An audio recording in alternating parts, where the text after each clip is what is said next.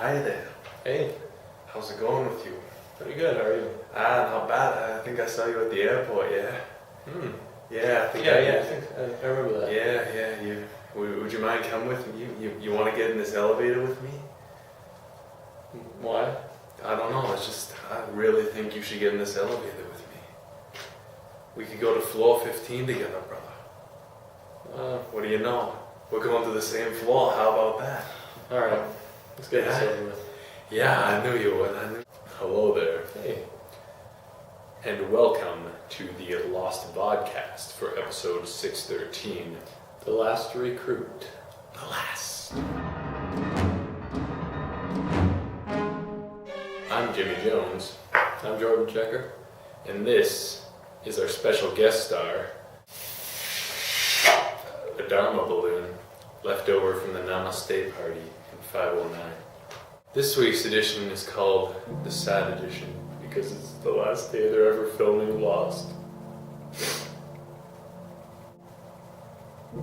Yeah, so we have a lot of things to talk about this week.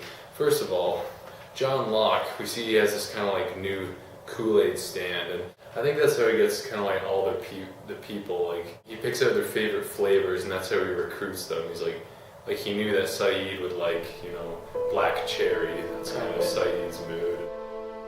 Claire was probably like raspberry or something like that. And what do you think Jack was? Oh, like buttery popcorn or something weird like that. Something obscure. Or alcohol. Yeah. We also see a sadder part of this Locke monster. We see that Locke has Alzheimer's. Like, he's just forgetting all kinds of things in this episode.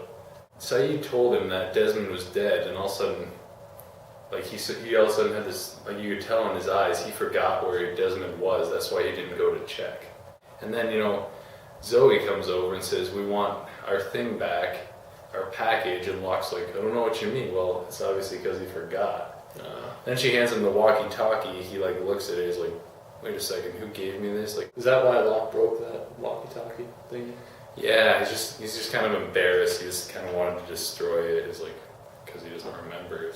I think it's really sad what happens to old people, especially the monster who's like 700 years old. We also see that he has really slow reflexes. Like, that part where there's the explosion behind them, and Locke raises his eyebrows about 3 seconds later. I think the reason why he really wants Jack is because he needs a doctor to diagnose all these problems for him.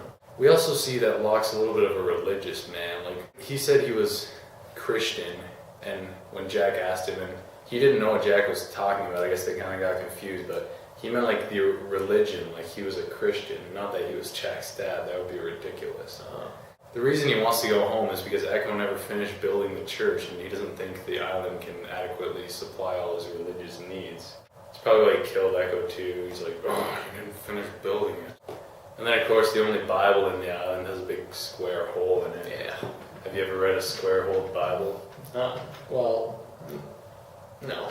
They don't work, trust me. We see Sun a lot in this episode, and we know she has a knowledge of popular music. When they're wheeling her and Locke out of the ambulances, she looks over and says, he's evil! Everyone thought, oh, she must be singing the monster. No. It's that song by the Kinks that Charlie was singing to Jin in the 23rd Psalm. Oh, so she's just singing to get her mind off the pain. Yeah, she's like really musically inclined. Like she probably knows Geronimo Jackson, all kinds of stuff. Then of course there's that Sun and Jin reunion. Well, I'm a little bit more intellectually developed than other viewers. I realized that they actually reunited in the other timeline. Because in this one, we obviously see there's a sonar fence. I think what actually happened in the island world is they both ran in and got zapped to death. Ugh. Burned to a crisp. Like, it's really kind of tragic, but at least they're together now. I think their burnt skeletons become the Adam and Eve in the caves. Would that not make sense?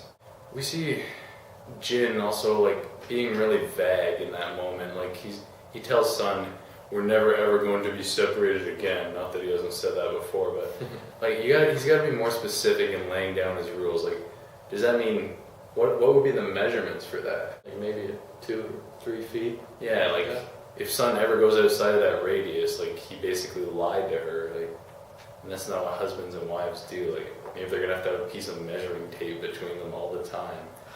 And how long is like never? Will never be about like, what if one of them dies and then does the other one have to sit 2 feet away from the grave? We see a lot of Jack in this episode too. For one, Jack does that "your mom" joke. Most people didn't get it, but as Jack and David Shepard are walking into the building, Jack picks up the cell phone and goes, yep, hands it to his son. It's your mom. I thought that was funny, but in reality, it's sad how Jack's life has become, how he's reduced to making your mom jokes instead of fixing people. I gutted myself right then and there. Like with a knife? Like, yeah. Locke's 378th knife. I think like maybe he might actually have a secret personality in the alternate world as a stand-up comedian. Oh, really? On the island, Jack is a lot more redeemed. Like, Frank jumps down in the galley, he's like, let's go or have a beer and things, and Jack refuses. He knows that Frank is going to lead him into temptation, and he doesn't want to do that. And we see him like looking out at the ocean. That's because he's remembering his time in Alcoholics Anonymous. The time when he shaved his beard off, redeemed himself. Lost is always teaching us good morals, I think. Like last week it was that everybody loves cheese. Like this week it's like we see Saeed tripping over that hose and getting arrested. It's like maybe if all the world cleaned up their messes, cleaned up their backyard messes, unlike Saeed, Goofus, we might all be more peaceful. I guess, like, I know once I left my hose lying out like that and my wife tripped over it and broke her neck. So clean up your hoses. I guess just a good moral. And then, of course, Desmond Hume. Well, I think what happened is, like, when Locke shoved Desmond down the well, do you think he could have survived? Probably not. No. Desmond cracked his neck friggin' open and he's dead. You know what was down at the bottom of the well? The monster. We know that he can appear as Christian or all these other things, so could he not appear as Desmond? Yes. Locke was putting himself down there, the monster, to double test Saeed to see if he would shoot the monster again. Really very clever guy, this monster. Since the monster can be anyone, we know that now. Like, I have some other theories. Like, I think Saeed's the monster too. The monster was testing to see if he would shoot himself, see if he was suicidal. I also think Jack is the monster. I think Vincent's the monster, and Charles is probably the monster too. Locke is testing out weapons on himself. I think Rose and Bernard are also the monster. And Alana, she was probably the monster. Definitely. And Sawyer, like he could be, you know, because he's trying to leave the out. Yeah, he could be the monster. Okay. We see explosions at this episode, a total of 3 explosions. There were 3 in this episode, there were 2 in the one before it, and in the one before that there's kind of like 1, like that electromagnetic explosion. Oh yeah. What kind of show has that many explosions? Even if Michael Bay made a show, it wouldn't have that many. You know what's happening? What? I think they're making all these mistakes in the background. Like, Vincent is accidentally in the background of a shot, and then the visual effects team goes, oh, we need to cover that up. Explosion. Or like someone runs in the back of the set and yells a spoiler. Like, but that's not a visual effect. Like, they actually blow him up. Yeah. I know how much they hate spoilers. Well, that brings us to our final thing. Of 2 weeks from now's episode. The candidate. Or candidate, or dat, or date, or however you want to say it. Most people are just stupid. They're like, the candidate, it's about the candidate. No. With Lost, you have to look at a word, take it, pull it apart piece by piece. What I got out of it was candy date. Do you think maybe Hurley wants to go on a date with his candy?